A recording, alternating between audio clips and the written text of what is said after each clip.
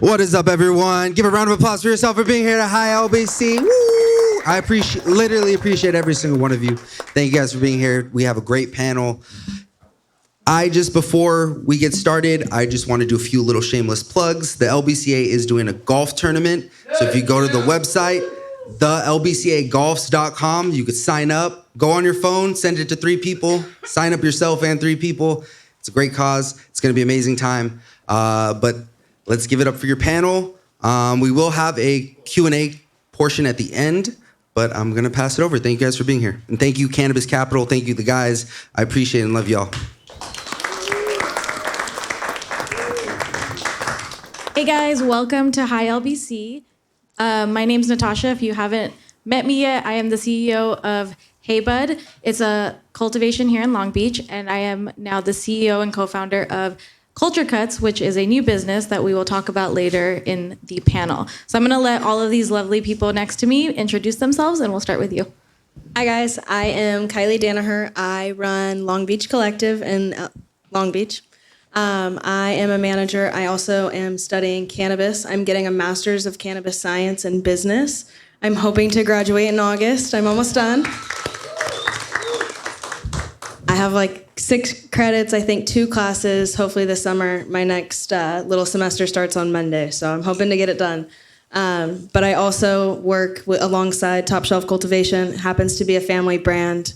We've been cultivating since '99. I haven't, but my brother and my dad have, and they have came up with this amazing Wosi Wo, and if you haven't tried it, definitely try and search for that Wosi Wo. Fire. My name is Christian Cox, and I'm the CEO founder of 1130. I do marketing sales consulting for a handful of brands in California, and we work all over Northern and Southern California. Work with cultivators, distributions, kind of help them all over the state. And that's really all I can say at this point. Because I'm a little higher than normal. You guys kind of fucked me up before this thing. I didn't expect it. What's up, everybody? My name is Danny.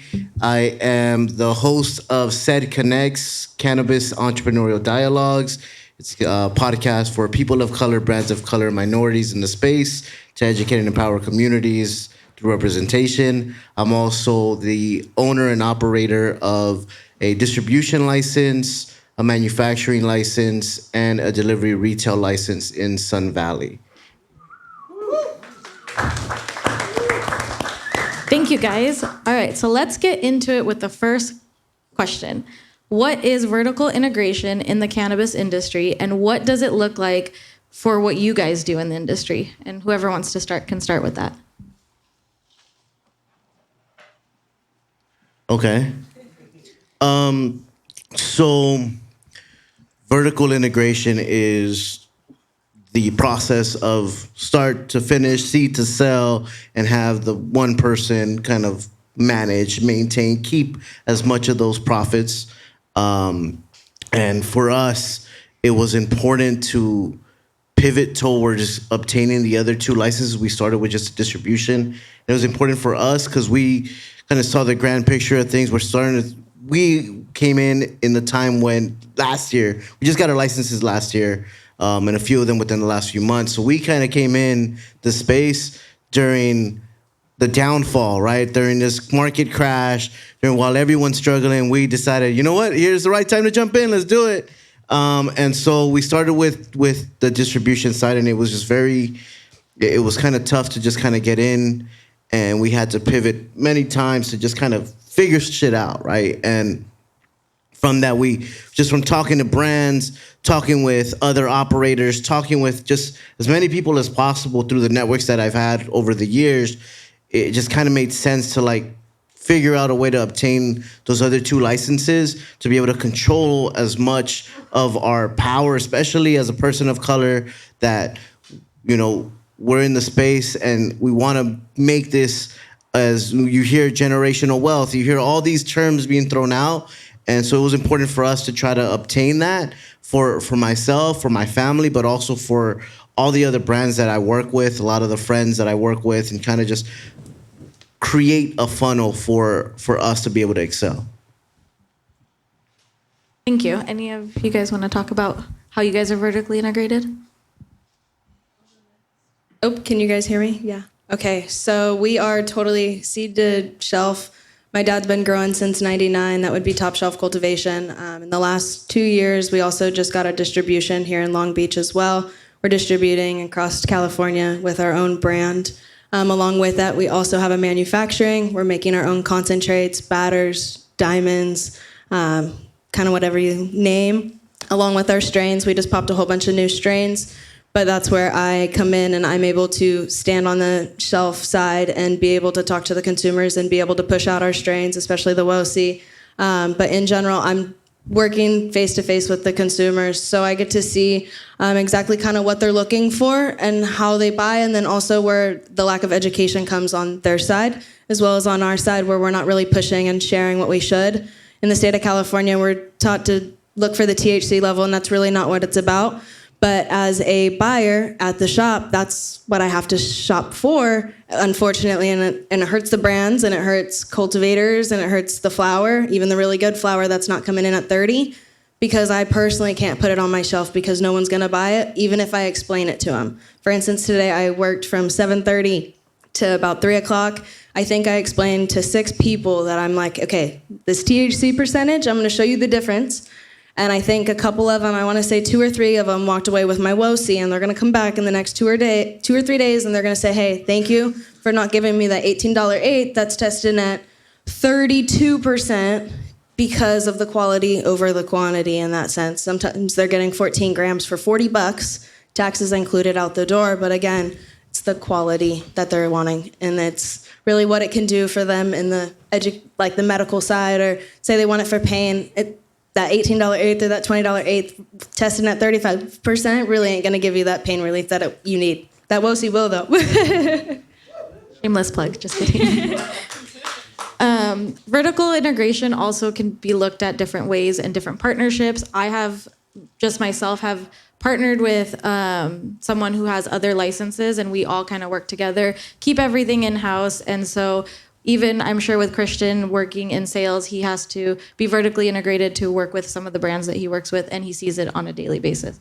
Yeah, there's there's a handful of brands that I work with that are definitely vertically integrated. They cultivate, they do all the manufacture packaging in-house, they do all their delivery, and bookkeeping, like absolutely everything. I help them out on their sales and some other aspects of their business. But there are some other ones that aren't vertically integrated that are having to either source the product. So there's a big struggle in that at times, but a lot of times it's like one of the biggest part, like she said, is like partnerships. Having somebody that is a trusted cultivator that's either going to be providing quality product and really not being so much of a middleman in between and charging more so the consumer has to pay more. It's really like direct from source, or having that connection with the source to get that lower price is really like where the future I feel like is going for a lot of spots. That leads me to the next question. How important is it to be vertically integrated, especially right now when the industry is struggling? Pretty important, I would say. Okay, so coming from somebody that's in school, I am learning not so much about the industry. I'm learning more so the science-based side, cannabinoids, how we test, what's going on in the machine, just little tiny pieces, and it's nothing that the industry would teach you. So knowing the little pieces really allows you to operate and function normally and successfully in that case. For instance, if you're a cultivator, it's really hard to understand why those consumers aren't buying something that's not testing at 30%. Or it's hard to see why your flower's not moving, because on the shelf side, I can see why the consumers, if you don't have a little gram to go with it or a pre-roll or something to give, like buy an eighth, get 25% off of another one, you're just gonna sit on the shelf, unfortunately. And that's just kind of how it is. With taxes being so high in Long Beach, we're over 35%. I mean, come on. At that point, I could buy myself a whole nother eighth. I think just to piggyback off of those points that you just made about having to include all these extra items to finish the sell-through of the product, that I think that's one of the key reasons why being vertically integrated is important, because if every touch point on when creating that product, there's a cost to it, and you're minimizing your cost if you have to give away more products to the store. And so that means now you're taking a tax break. And if you're a brand that are operating underneath someone else's license, then that's cutting into your cost. And so if you have that way to sell through your own products, you're able to maintain a little higher margin and you'll feel a little more comfortable being able to give that free joint versus to the store. And so that's really one of the biggest reasons why it's important for that. So do you think that with all the taxes, overregulation, and licensing fees, that it's cost effective in the long run to be vertically integrated? Yeah. Yeah, definitely. Especially as a brand. Like I said, there's so much cost just to make the product, right? So you want to be able to maintain as much as you can, and I would much rather keep my margins versus trying to get into multiple shops and lose money that way as an operator, as the brand that's working underneath an operator. So right now we're having this issue in our industry where everyone's struggling and there's a race to the bottom. Can you let the audience know what is the race to the bottom? And Christian, also, if you can talk about what are some of your brands doing in order to survive the race to the bottom? I mean, I think the race to the bottom is like you really. There's a lot of people that, instead of staying true to their integrity of their brand and really wanting to maintain their quality and stick with their support, that just wanted to really cut down the price, I really feel like, and put it to where they're like, yo, I can sustain this for a year and really cut it down to where there's no margin, and I'm gonna like screw everybody over, where instead of working together would have been a much better option. But The race to the bottom, at least. So I'm a big like numbers guy, and like having to go through the scheduling of production and what the cost is to make that, right? And so when you're producing this, you have this end goal in mind in terms of what your profit margin you want to make, how much you expect to make. But then you run into this situation where if you're new into this industry, you don't have the relationship with the shops, you want to get into this shop.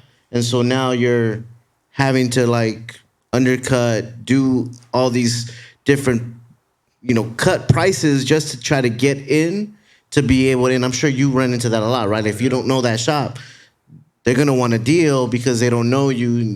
But then that cycle becomes a vicious cycle because now they're going to expect you to continue to keep giving.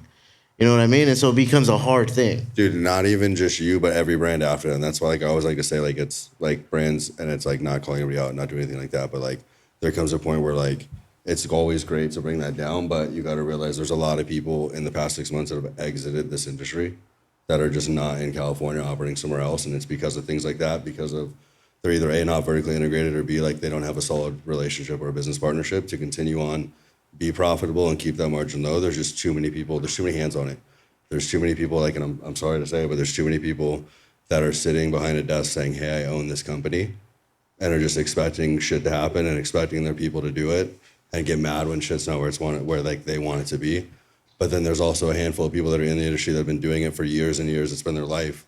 And like they're spending the time on the road, they're spending the time in the shops, they're spending time at the cultivations, at the distributions, packaging, doing everything by themselves. Like there are so many people that are just vertically integrated that I feel like are better off to either survive in the future or better off as a partner in the future than hiring big time distributions that have 50 people trying to touch the orders, where if something goes wrong, you don't hear about it for a week later, or you just have no idea what's going on. And that's really where all these brands are failing, and also missing the touch with like the consumer. And what, like you're saying, people need pogos, need promos. Like the sales reps consistently try to tell these brands, this is what's needed, this is what's happening.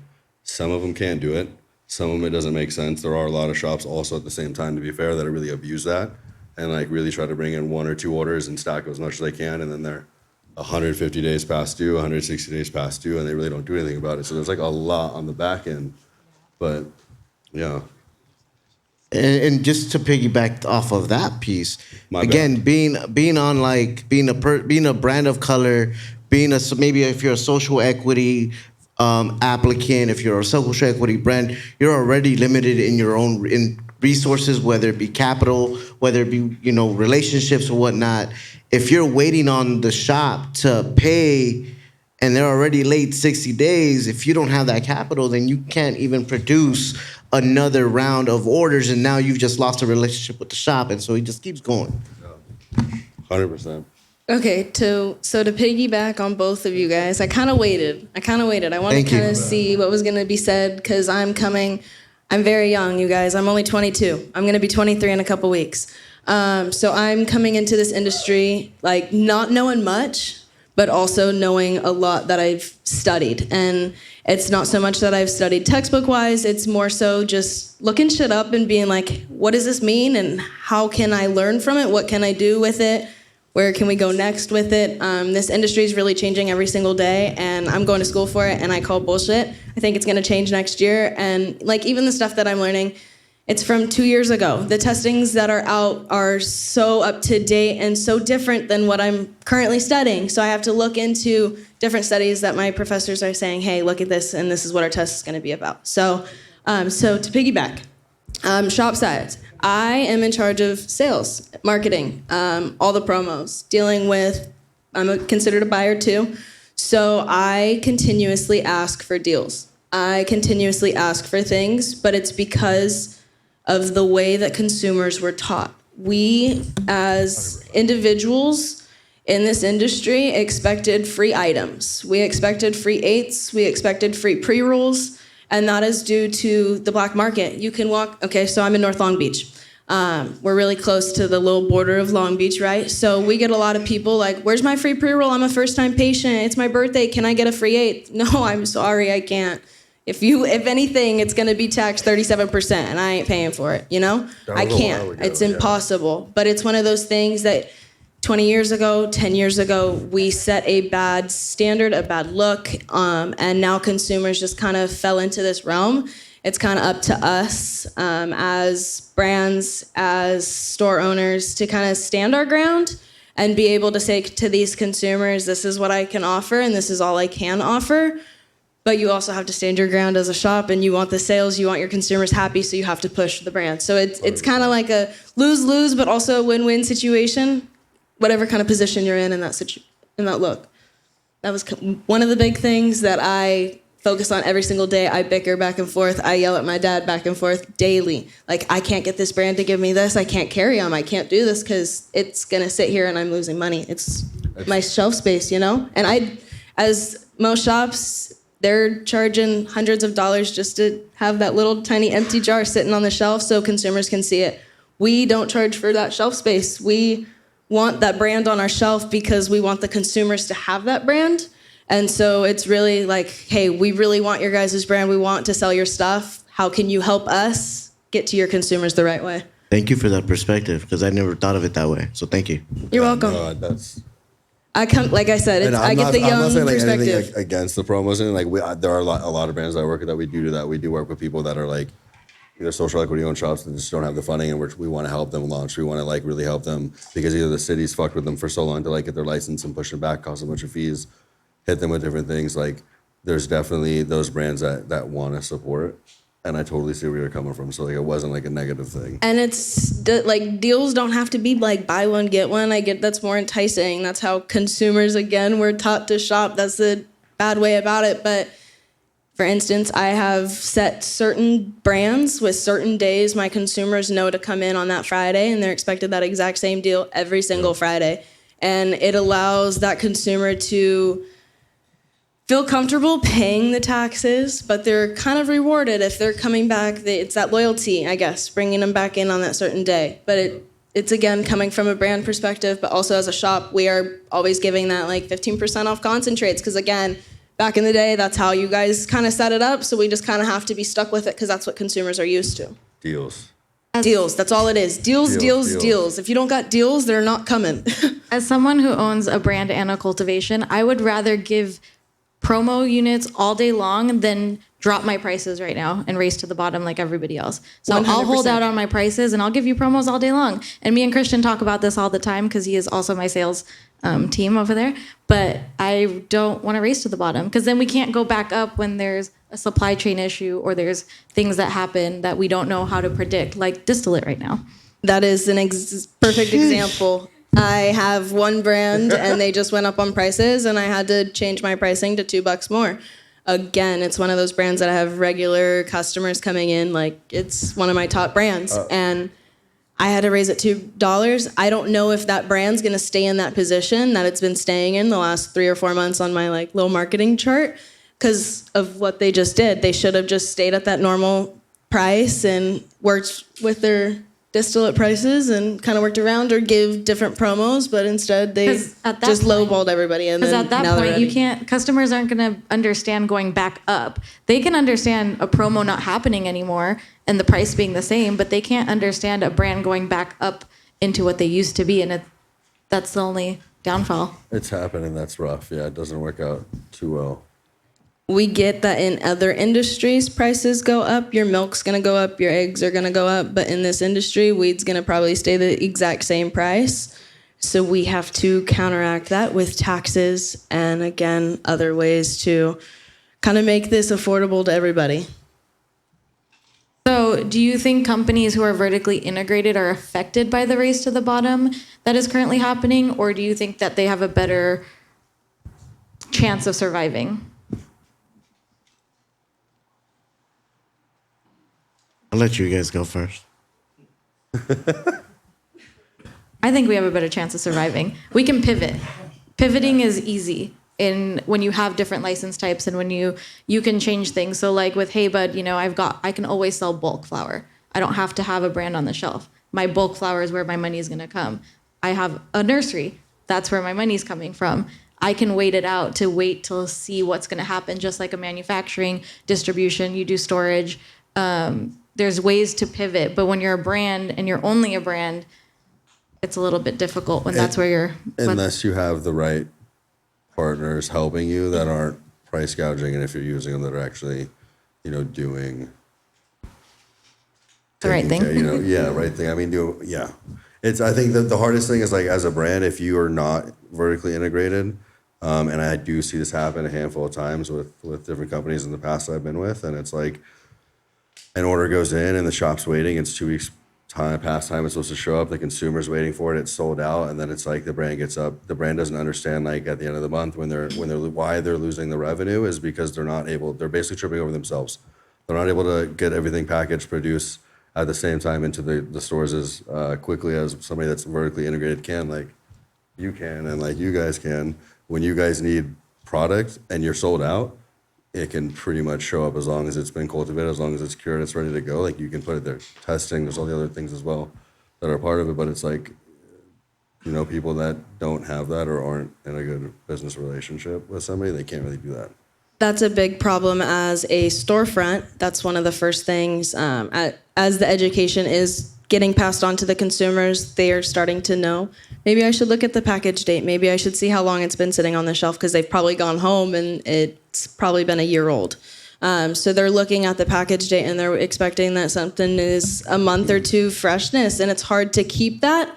But if you are vertically integrated, you can get it on that shelf as fast as possible, especially if you're distributing your own. You're not waiting for somebody else to have it sitting in their warehouse for a couple months to then sell. You're definitely in charge of all of it, and you're pushing it out as much as you can.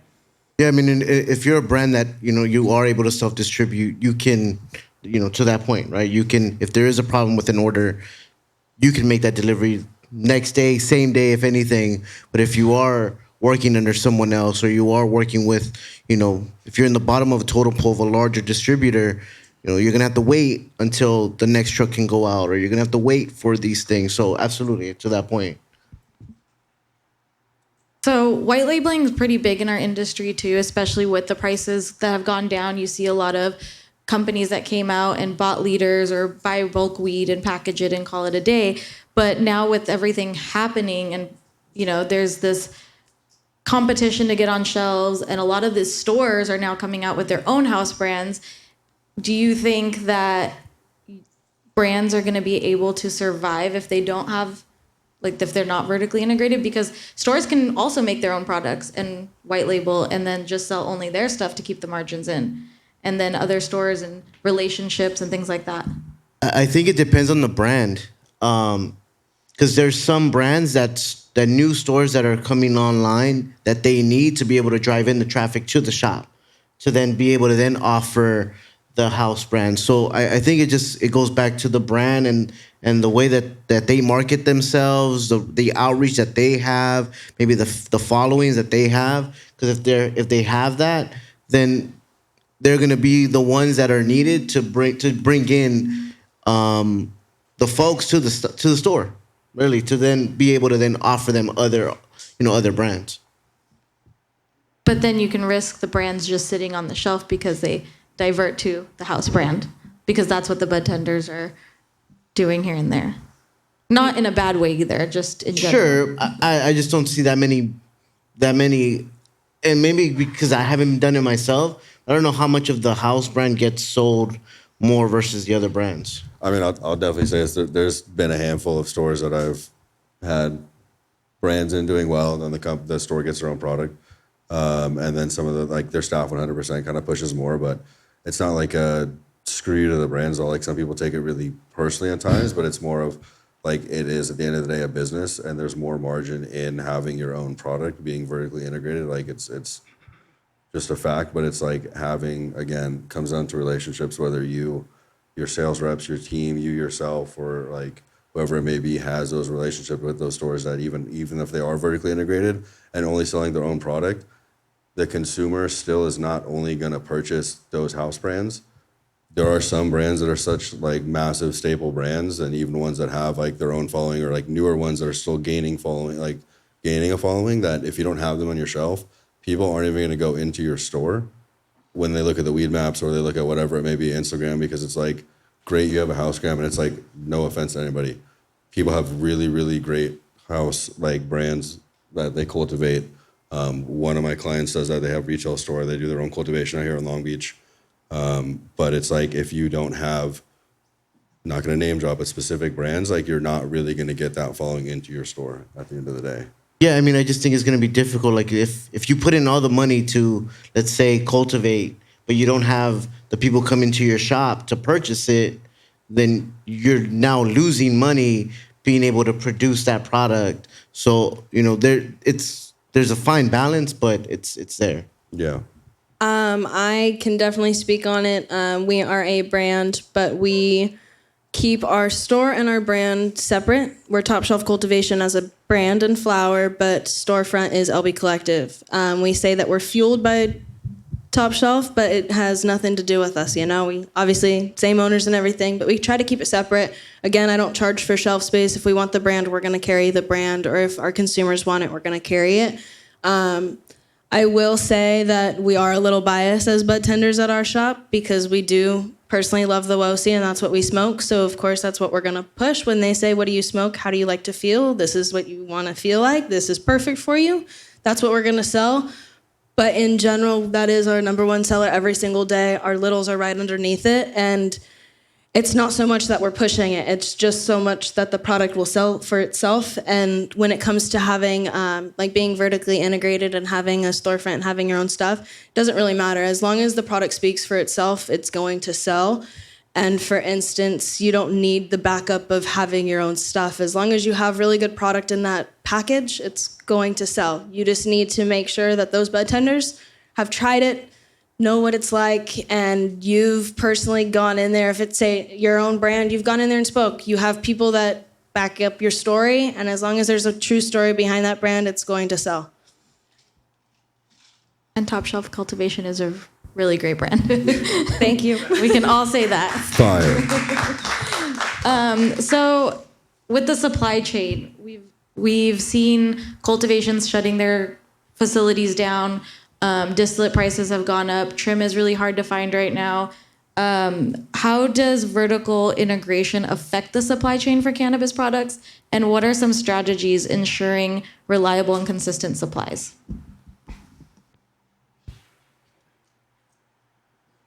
I mean, so you kind of touched on it earlier with like how you can kind of hold back with doing bulk sales to be able to like maintain. That's one of the things that we did as a company.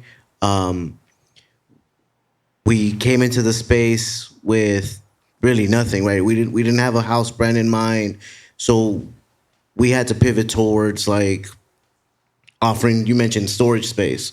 I have a 14,000 square foot building and no brands. What I do have to offer is space. I have storage space or layover spaces.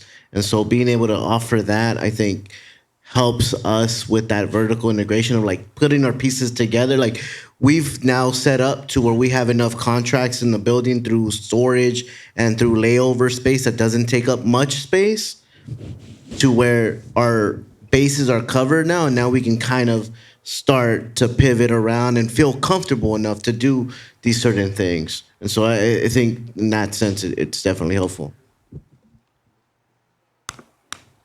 That went into my next question already. So the next question was, the cannabis industry is constantly changing and forcing operators and professionals to pivot just to survive. What are some ways you guys had to pivot in the industry in the whole time you guys have been here? Yeah, I mean, like I said, it's just that, right? Like when we first came into it, I came from Lowell. I used to work with Lowell Herb, and I started with them before when they first launched 5-6 years ago. And so we built up the brand, and I have that knowledge of being that, you know, creating the SOPs to pick, pack, to do inventory, to do last mile for brands, and that was how I thought I was going to come into the space, to be able to help offer last mile services to brands, specifically like equity brands or people of color. And just that was what I wanted to do until I got into the numbers of it, and it just didn't make sense. It didn't make financial sense for us to do that. And so it was then a learning curve for me, because I spent all of my time in my years of within this industry of building distribution and building manufacturing, that I wasn't out there building relationships to be able to do bulk sales, right? So it took some time, took some networking, I had to pivot and stop with one thing to be able to do that. So we then pivoted to bulk sales. Then from there, bulk sales was high and low, and with the market, it was just really hard to do. Like I mentioned, we just started last year. That then again, we then went into that layover space and looking for distros that are in Palm Springs or in Oakland or in Humboldt, and offer our layover space so that they can have a place there to be able to then do their own last mile in LA and be able to do that. And that's been very successful for us. And it's helpful for other distros to be able to, like, you know, keep their costs low as much as possible. They can still control their products because it's still in their own metrics. So it's still in their own hands in that sense. And brands and operators want to make sure that their products are safe, that it gets to where it needs to get to. And then again, through Lowell, like you have a ton of space until you don't, with packaging, with just products. And so we now offer space. So we have Breeze. We have Breeze in our building. We offer them storage space because they operate out of a smaller distribution hub in Culver City. So they need a ton of space for their drinks, and I have it. And so we built that relationship and built that trust, and we pivoted that way. So like I mentioned, we have enough contracts now to be able to cover our base to now. Now we're pivoting to, now we feel comfortable to do a house brand. Now we feel comfortable to like start doing different things, transport, all these different obstacles that came from just struggling, really looking back at like how can we maneuver and operate in a new way in this industry as it's still building.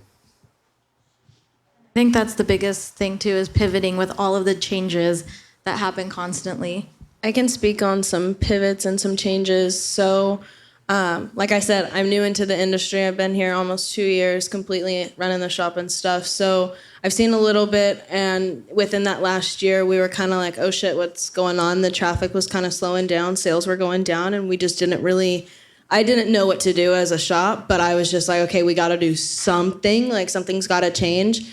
And as a pivot, we hosted and we did no tax, and we covered everybody's tax, and we did that from July to the middle of February. And that was like our way of pivoting, our way of trying to figure out how to go about this like whole year.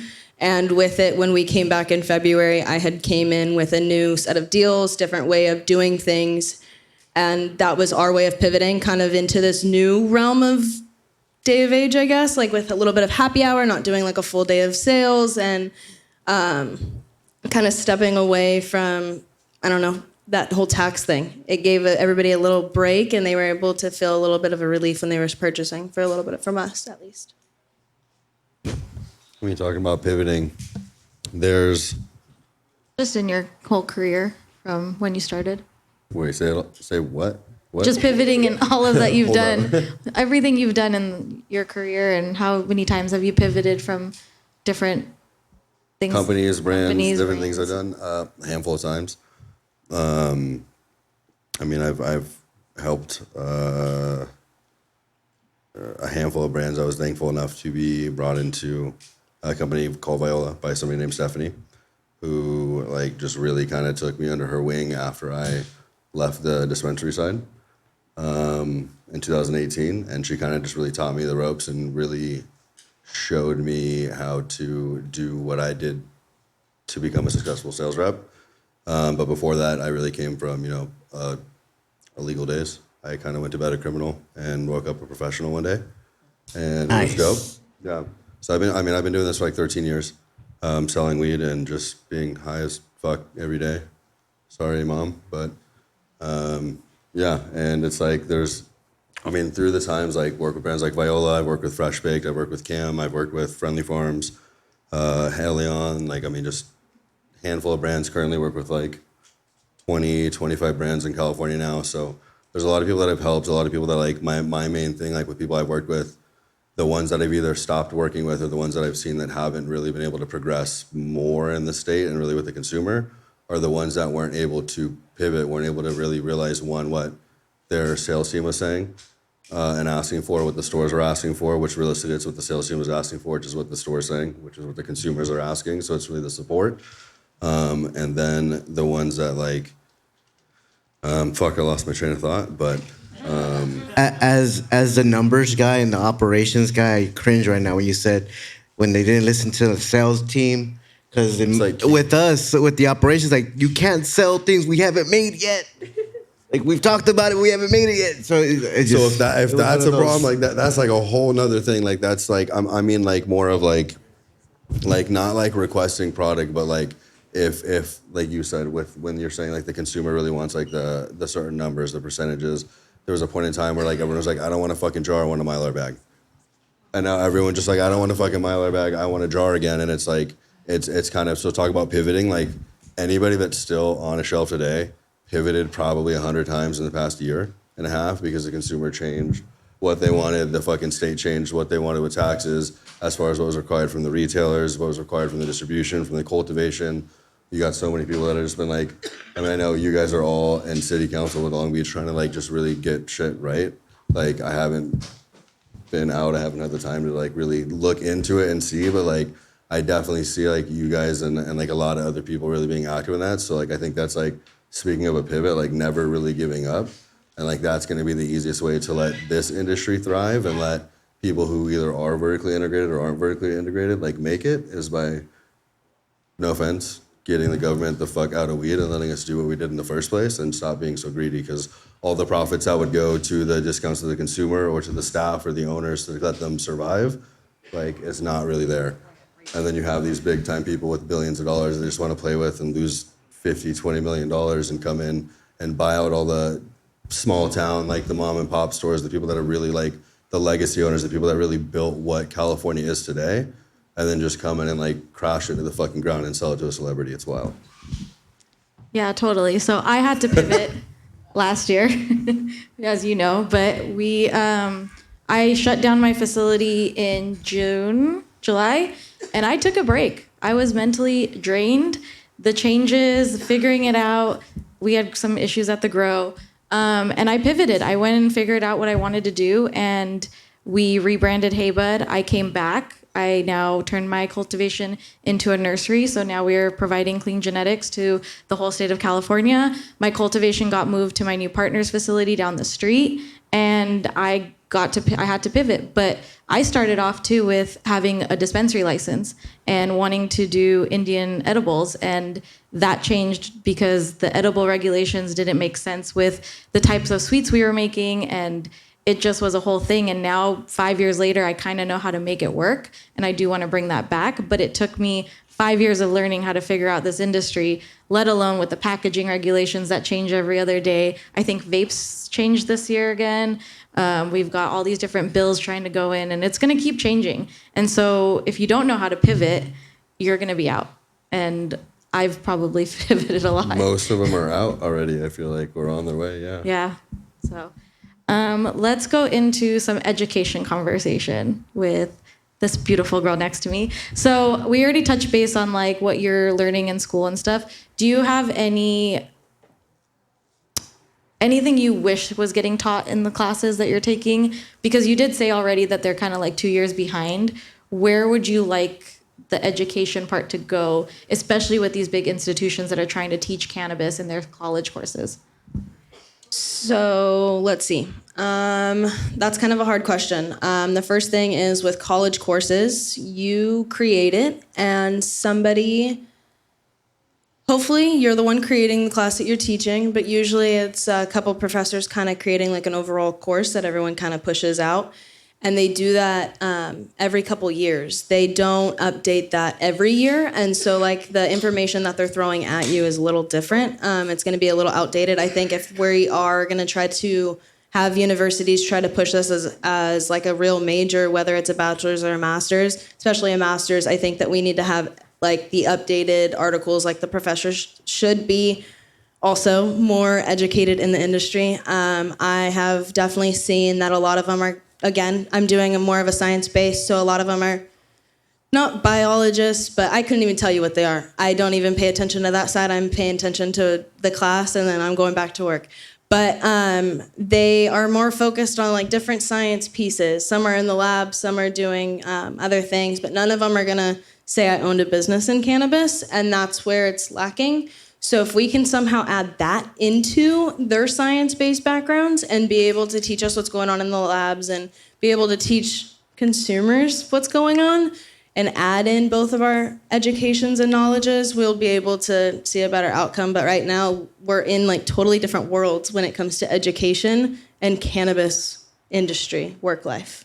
Yeah. And I don't know how to combine the two, but like I, of course, bring in all of my different experiences. That's kind of how I learn. Whatever I'm learning, I have to apply it somehow, some way. So I'm trying to see how I can apply it. And at least with my workspace, I'm able to say, oh my God, I did something like that last night. So I'm able to put that into the discussion post, which adds in experience and adds in that, obviously, the cannabis industry that a lot of them are lacking. A lot of the students that I'm going to school with, some of them are just doing it because a lot of their works are just paying for it because they're in labs, and again, it's a master's of science. I'm gonna take it. It's another degree underneath their belt. There is one person that is taking the class to help her kid. Her kid has a disease and she's using cannabis to help, and she wants to know anything and everything she can, especially when she's on the East Coast. It's a little different than how we shop over here. It's not as easy to access over there, so they're kind of getting like random things. And that's another issue too, is a lot of people are trying to use it for a medical reason and we can't find the exact same products. And so it comes into the supply chain of, I want to be able to find the exact same product, and it's hard to find the growers that are growing the exact same thing, or even the brands that are out, edible brands that you find to help with your pain with CBG, or those that have the CBN, like Plus Gummies. They did, sorry to put out a title, I don't know if I'm supposed to, but they're a really good brand. They do a thing with THC, CBD, and CBN, whereas other brands are just pushing out CBN and THC. But when you have all three, it really just does wonders. You should just have CBD in your system like a vitamin. And it's just, again, education. People are lacking it. And if we could push it a little bit more and add in the cannabis industry and how the work life is, along with that education, we'll see a lot better outcome. And I think we talked about it earlier too. I think you get the most experience when you're working in the industry, when you're around the plant, things like that. But it is nice to be able to reference it back to the stuff that you're learning in class. We just happened to finish our 7th semester with LBCC and LBCA Cannabis Introduction to the Cannabis Industry. Pam's over there, so she did a great job. And I teach Intro to Cultivation, and I don't teach them how to grow. I teach them how to understand the plant and the industry. And like every license that's getting taught in our 8-week course is about, you got to just get in there and work. But this is how, here are the steps we can help you give and make you understand where the pivots are and how to kind of understand as a whole what we're doing. Especially in this industry, if you're not working in this industry and you're not completely hands-on, when it comes to marketing, it's a whole new whirlwind, especially coming outside from a different industry. Sorry to bring that one in, but it's one of those things that people can go to school for marketing. You can come into this industry and you're gonna not be able to succeed. You're not gonna know nothing, and you're just gonna be like, what the hell do I do? How do I do this? And it's, again, one of those things you just kind of teach yourself. And like you said, it took you 5 years. It's one of those things that it could take you a year, it could take you 6 months. You could be successful out of overnight. And sometimes it takes 10, but it's just taking that time to really teach yourself and be able to succeed in that way. Yeah, and we're all still learning every day. Like I said, it changes all the time, and so you have to be able to learn how to pivot. You have to be open to learning, hearing everybody out, and like it's an industry that's not easy. So you have to have a passion for it, or you're gonna die. That's where it is. That is one thing with this industry. Please do not enter unless you have a passion for it. I mean, if you got money, that's cool. You can go to a different industry. We honestly, the money side, it's cool to have and it gets you somewhere, but in this industry, if there's no passion and love behind that brand that you're pushing or the storefront that you're working for or whatever it is that you're doing, like for me, I don't understand how somebody can sell a brand no matter what it is. How can you show up to my storefront and ask for my name and give me this whole spiel, but you don't use that product yourself? I'm sorry, but I can't sell it. You can't, like, I can't buy it from you. It's one of those things that you just gotta, again, have passion for what you're doing. And if you don't you don't belong in this industry. Sorry to be that way, but that's how it should be. You're good. Thank you. So, Danny, let's go over there to you. All right. Operating a distribution license is often seen as one of the most difficult licenses to operate. What has helped your success in operating the distribution license? Relationships has helped me a ton.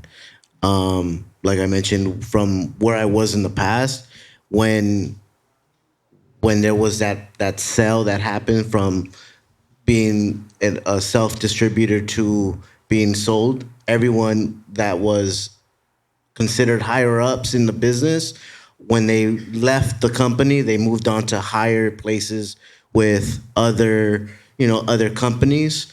And that's kind of helped me. Like once they found out that I have my own license, I'm doing my own distro, they then helped me with giving me the contract to do that transport deal, to drive up north or pick up brands and deliver for bigger brands that has allowed me to maybe go up north. And then so once I do that and I go up north and make a few deliveries for, one of the bigger brands, then I call on my buddies. I'll say, hey, listen, I'm going up north. You guys need a delivery. I'll reach out to like friends like Biko with Tamika here, and say, hey, I'm going up.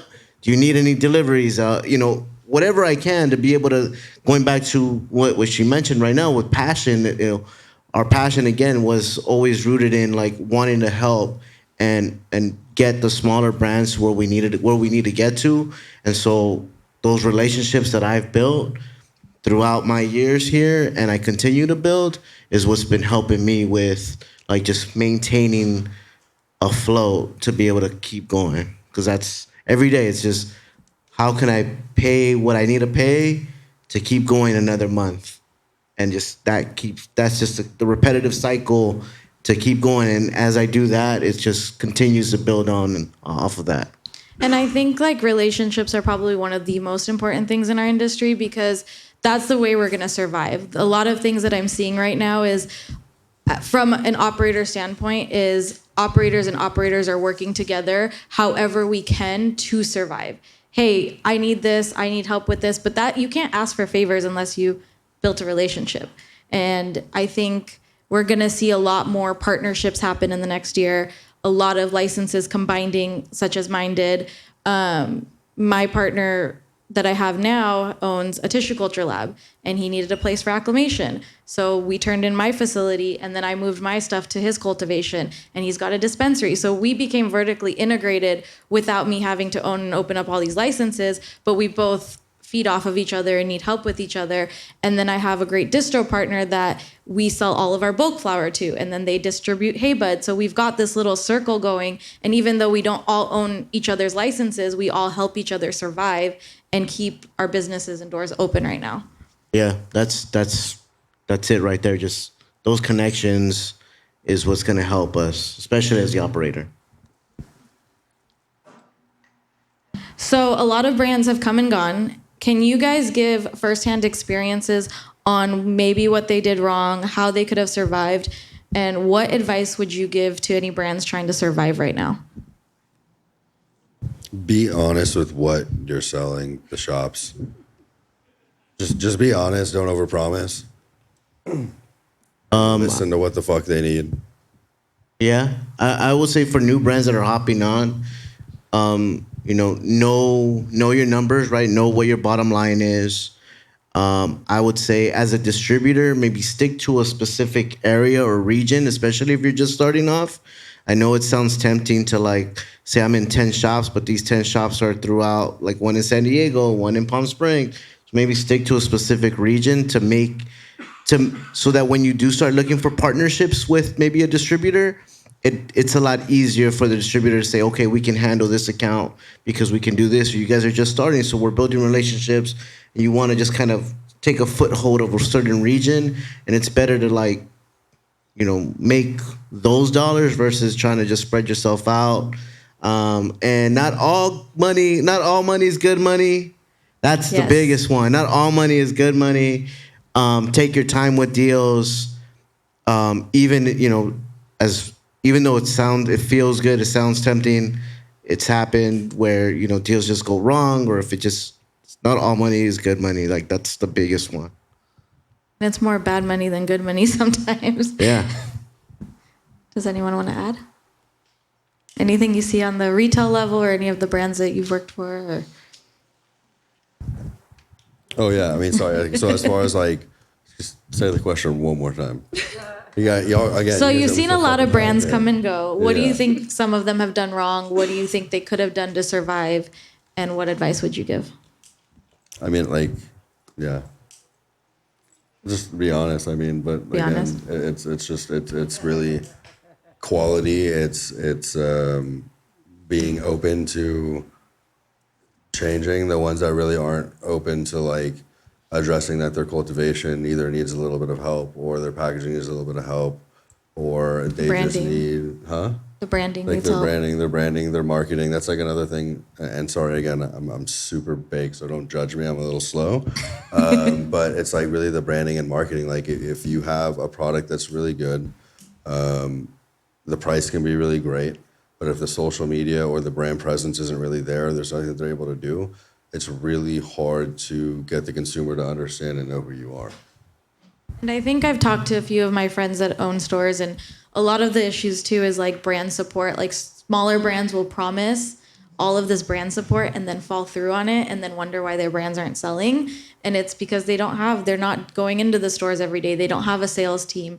It's them doing themselves. And I'm the worst person to say that you need all the help that you can get, because I like to do everything myself. But last year I realized that was not it. And so I hired an outside sales team and I hired an outside BA team because I don't want to deal with it. And so anytime we're in a store, Christian over here deals with it. When there's a BA, my girl deals with it.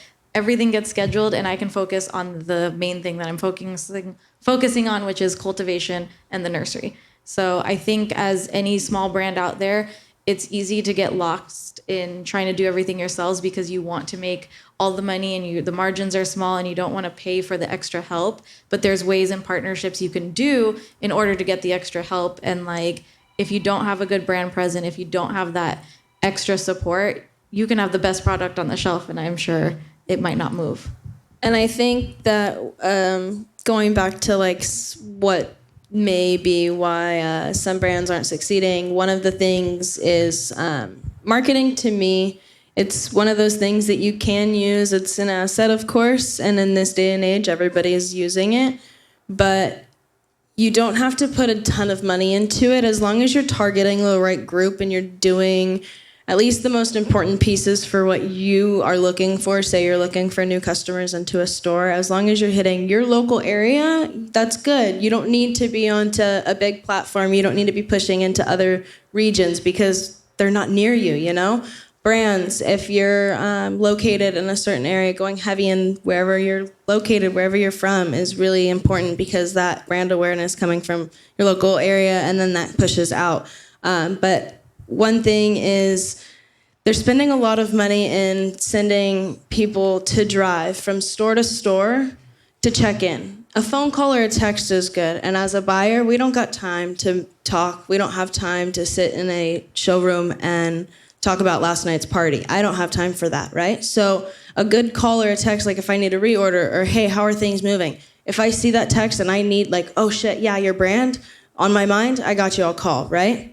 But then it comes into, they're sending in these people to do PADs. Well, you're paying a lot of money to send them. You're paying for their gas. You're paying for them to probably maybe their lunch, your 8-hour day, right? Well, how many sales did you get? You didn't probably get much because they're sitting on their phone scrolling for 3 hours. For instance, I had one, what's today, Friday? Yesterday. The girl asked me, she said, can I leave? I've been working since 8 o'clock. I said, you just got here like an hour ago. What do you mean you've been working since 8 o'clock? Like, that drive to me, that's a 30-minute break. I'm pretty sure you smoked or you had a time to sit and smoke or go on your phone or something, right? And then she left for like 30 minutes, came back. She was only there for 3 hours, mind you. She came back and she was on her phone the entire time. The second she left, somebody walked up to her booth, her little table in my showroom. To me, what are you paying for? That's where you're wasting that marketing money that you think you're putting aside for good use, but you're not. And some brands have actually said, hey, I'll give you this amount of money off your next invoice or whatever, or I'll give you promos, or what I prefer is ghost promos. That's what I do all the time. Every week I got ghost promos with brands. I don't need your people in here. You just send me that product. Whatever that cost is, do that instead. And then that's giving you a reason to get back to your consumers. You're pushing back as much as you can, and you're saving that body, of course. That person could be utilized somewhere else because we all are shorthanded. We all have our hands in so many different things. That BA person could be doing paperwork or filing or even doing something online for you just to kind of help, or going through emails, even one of those things. It's just you're paying them and getting them in their hands, and they're learning totally different. Your BA person in the showroom, they're not learning much. It is a way to educate your consumers, but that's where the bud tender training comes in. Maybe one PAD a month, and you're really just hitting the bud tenders because that's who's seeing the consumers every single day. That's who's truly getting paid to do that. Yeah, and when I first launched for the first year, I didn't do any PADs or events. It was all ghost promos, bud tender training. I made sure I was the one bud tender training, made sure I took care of the bud tenders, gave them their samples. Every time a store ordered, I would make sure bud tenders got samples so that they can try the new flavors, because we were putting out different strains all the time, just trying to find out what our best strain was. And so I wanted to make sure the bud tenders were taken care of. So make sure you take care of your bud tenders, because they're the ones that see the customers and that sell your product. And if they don't like your product, they're not going to move it.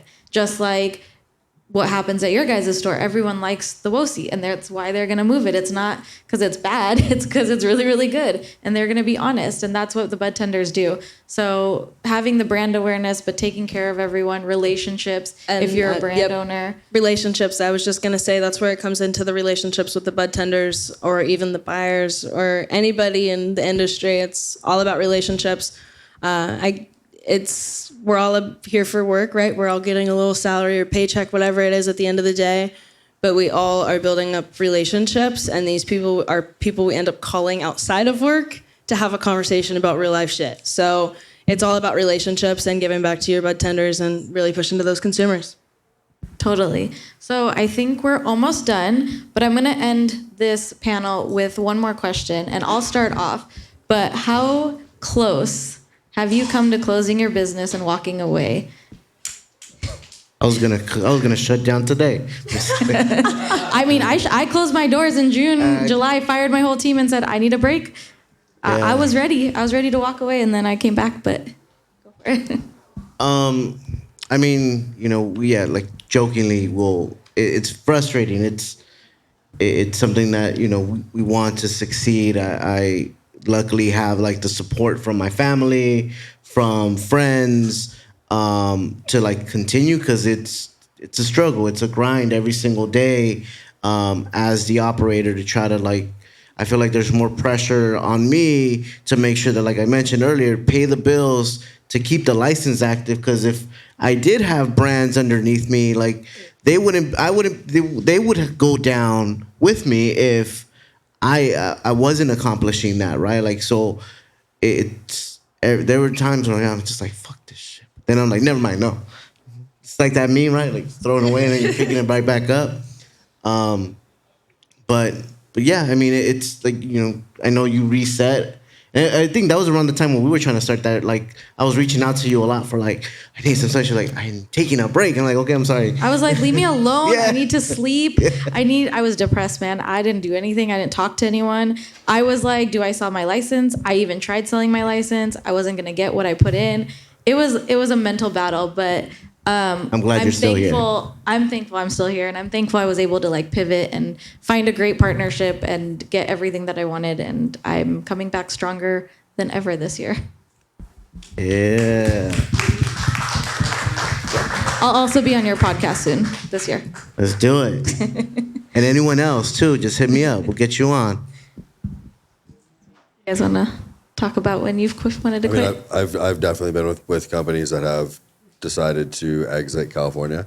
I've worked with 75, 80 brands in the past 2.5, 3 years in California, just kind of help them in different regions or what it may be. They've either left because of sales or because of, again, as we touched before, shops owing them money, and they can't keep going. So, I've been with brands that decided to go where I kind of self-funded and paid like licensing rights to kind of keep them going, just out of the love for them, and then realize that there are a lot of other brands in the industry that need more help, but again, everyone's struggling. So I really like to kind of be fair and modest and like kind of help everybody I can to succeed. So like me personally, like never give up is like a huge thing in my life, because I went through some shit years and years ago, and I made it through and kind of mapped out what I wanted to do, and very fortunate for that, to have that moment and figure out how to do what I did. But my biggest thing is like, I just never give up. Like anybody that is struggling,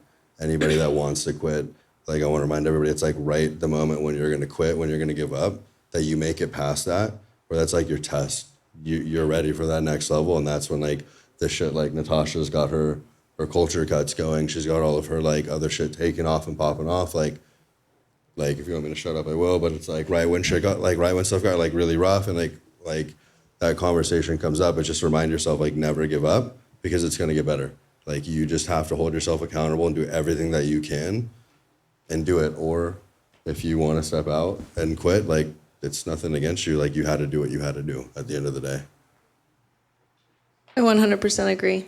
I am one to say as a joke every single day, I'm quitting, I'm out, you guys will not see me tomorrow, I will not be answering a phone call, but that is 100% a lie. I wish I could say it wasn't. I was against this whole world until I was about 16 or 17 years old. I didn't know that's honestly what my dad did, right? So when I did, I was like, oh shit. I kind of had to figure some things out and rethink my entire childhood, and I did, and I ended up using it for medical use, for anxiety, depression, all the good stuff, right? And that's why I'm also studying it. So I'm, again, one of those things, when you put your heart into something, I'm just kind of going for it, and you never really give up, and you're kind of stuck in something. You just kind of go for the ride, and I'm here for the ride. Yes, and I think it all goes back to, again, the reason that I'm still here is my support system, the people that believed in Hey Bud and myself kept telling me, I can't leave. You got to figure it out. You got to do it. My dad, I mean, you know, how many Indian parents let their kids go into being drug dealers? But that was a fun conversation. My brother's also in the industry, so we get to see a few Indian kids here and there now, but it's cool. And when I go to like all the Indian weddings, all the aunties and uncles are like, oh, you're in cannabis? And then secretly go, do you have the weed for me? Mm-hmm. So now we just roll joints for all the weddings, and everyone. Yeah, I'm the weed person in my family too. Never thought I would be too. Always.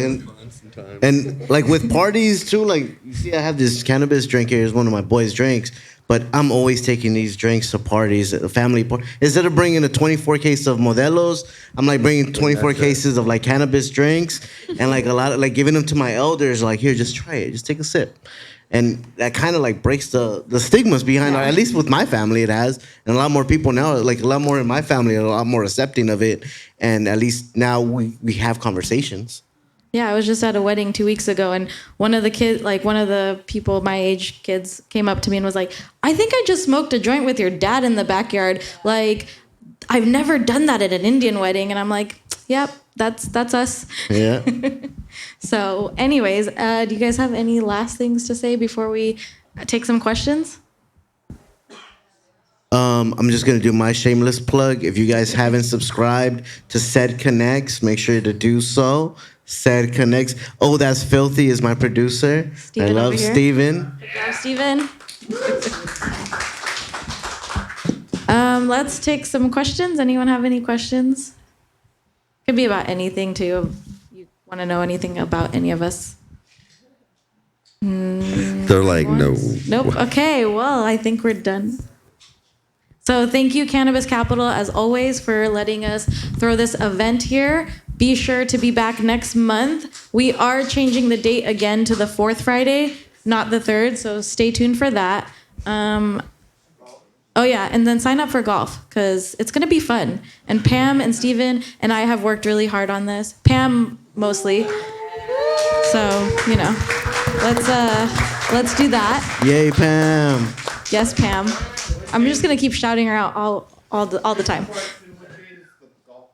October 16th. It's a Monday, so more reasons for you not to go to work. Plus, we have a lot of time to. Yeah. Hey, Lots who of time. says it's not work? I mean, it is work, but like it's at a golf course.